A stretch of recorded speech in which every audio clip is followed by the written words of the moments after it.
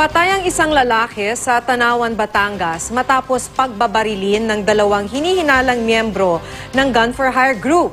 Napatay din ang dalawang suspect nang makaengkwentro nila ang pulisya. Makibalita tayo kay Donna Timbal Sinahon ng GMA Davao. Nabulabog na mga putok ng baril ang palengke ng Tanawan, Batangas. Pinagbabaril sa tapat ng kanyang opisina ang market administrator na si Manolo Rojas. Patay si Rojas sa tama ng bala sa ulo habang sugatan ang tatlong iba pa na pare-parehong tinamaan ng ligaw na bala.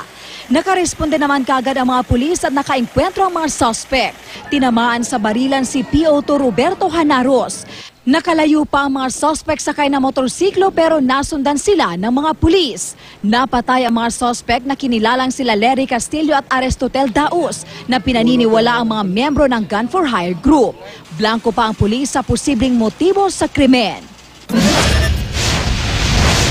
Dead on the spot naman ang gwardyang si Florencio Timonio matapos siyang barilin habang naka-duty sa isang beach resort sa Davao City. Ayon sa saksi, nakamotorsiklo ang salaring tumira sa biktima. Ayon sa katrabahong gwardya ng biktima, wala naman itong kaaway. Nahihirapan ngayon ang pulisya sa pagtukoy sa mga salarin at sa motibo nila. Sa Cadiz City, Negros Occidental, ginilitan ng hindi pa nakikilalang salarin ng 25 taong gulang na si Jeneline de la Cruz. Natagpuan siyang duguan sa loob mismo ng kanilang bahay. Inaalam pa ngayon ng pulisya ang posibleng motibo sa krimen. Donna Timbal Sinahon, Nagbabalita, Pilipinas.